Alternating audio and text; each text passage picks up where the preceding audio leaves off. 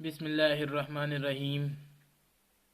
خواتین و حضرات، آج ہم حدیث نمبر 23 یعنی درس نمبر 23 کو پڑھیں گے۔ درس نمبر 23 میں اچھے لوگوں سے دوستی رکھنا آدھا عقل ہے۔ اچھے لوگوں سے دوستی رکھنا آدھا عقل ہے۔ حدیث یہ ہے وَالتَّوَدُّدُ إِلَى النَّاسِ نِصْفُ الْعَقْلِ وَالتَّوَدُّدُ إِلَى النَّاسِ نِصْفُ الْعَقْلِ۔ ترجمہ: لوگوں سے دوستی رکھنا آدھا عقل ہے۔ لوگوں سے دوستی رکھنا آدھا عقل ہے۔ تشریح میں کچھ اس طرح لکھا گیا ہے کہ اچھے لوگوں سے دوستی رکھنا اور اس دوستی کی برکت سے اپنے معاملات وغیرہ کو درست کرنا نصف عقل ہے، یعنی آدھا عقل ہے۔ پوری عقل مندی اس وقت ہوگی جب انسان کوئی کسب یا پیشہ اختیار کر کے جائز اور پاکیزہ روزی بھی حاصل کرے، یعنی جو انسان یا کوئی کسب یا پیشہ اختیار اپنا لے اور اس سے جائز اور پاکیزہ روزی بھی حاصل کرے۔ اس میں دوسری روایت ہے، امام غزالی رحمۃ اللہ علیہ فرماتے ہیں کہ آدمی کسی کو دوست بنانے سے پہلے اس میں 5 باتیں دیکھے۔ اگر کسی کو دوست بنانا ہے تو اس میں 5 باتیں دیکھو۔ اول، عقل، کہ اس میں عقل ہے یا نہیں ہے، یہ دوست بنانے کے لیے بہت لازم ہے۔ دوم یہ ہے کہ اچھے اخلاق والا ہو وہ بندہ جس کے ساتھ آپ دوستی کرنا چاہتے ہو، وہ اچھے اخلاق والا ہو۔ سوم یہ ہے، 3 نمبر یہ ہے فاسق نہ ہو، یعنی اللہ سے ڈرنے والا ہو۔ چہارم یہ ہے کہ صحبت اس پر بھی بدعت کا اثر ظاہر ہو جائے، یعنی صحبت والا ہو۔ اور پنجم یہ ہے دنیا کی محبت رکھنے والا نہ ہو۔ پنجم یہ ہے کہ دنیا کی محبت رکھنے والا نہ ہو۔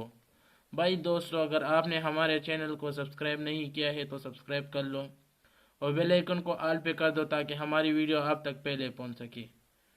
تو بڑھتے ہیں حدیث نمبر 24 کی طرف۔ حدیث نمبر 24 میں اچھا سوال کرنا بھی علم میں داخل ہے،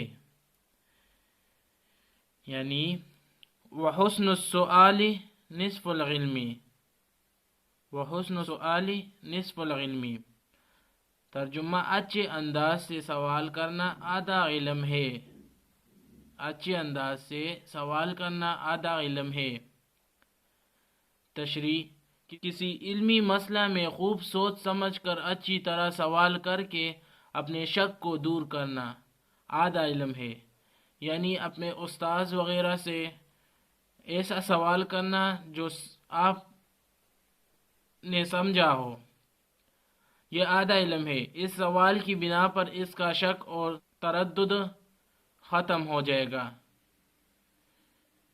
اور اس کے شک اور تردد ختم ہو جائے گا اور اس کو پورا علم حاصل ہو جائے گا۔ اس کے بارے میں ایک سوال جواب ہے، وہ یہ ہے، سوال کرنے والا تردد اور شک میں ہوتا ہے، گویا وہ اس مسئلہ سے ناواقف اور جاہل ہے، یعنی یہ اس مسئلے کو نہیں جانتا، اس لیے جاہل کہا گیا ہے۔ تو اس حدیث میں اس کو نصف علم والا کیوں کہا گیا؟ یعنی سوال ہے کہ اس حدیث میں اس کو نصف علم والا کیوں کہا گیا؟ تو جواب یہ ہے، جواب بھی خود ہی دیا ہے۔ جب آدمی سوال کر رہا ہے تو معلوم ہوا کہ اس کو کچھ نہ کچھ علم ہے، یعنی اس کو تو کچھ نہ کچھ علم ہوگا نا، اور سوال کر کے وہ اپنے ناقص علم کو کامل کر رہا ہے، یعنی وہ اپنے نامکمل علم کو پورا کر رہا ہے، اس وجہ سے اس کو نصف علم والا کہا گیا۔ تو اس سے معلوم ہوا کہ جو سوال بغیر سوچے سمجھے یا حصول علم کے علاوہ کسی اور نیت سے ہو تو وہ نصف علم نہیں ہے، یعنی وہ آدھا علم نہیں ہے۔ یہ خوب سمجھ لو کہ جو سوال بغیر سوچے سمجھے یا حصول علم کے علاوہ کسی اور نیت سے ہو تو وہ نصف علم نہیں ہوتا۔ تو لائک اور سبسکرائب اور شیئر ضرور کریں۔ اللہ تعالی ہمیں اس حدیث پر عمل کرنے کی توفیق عطا فرمائے۔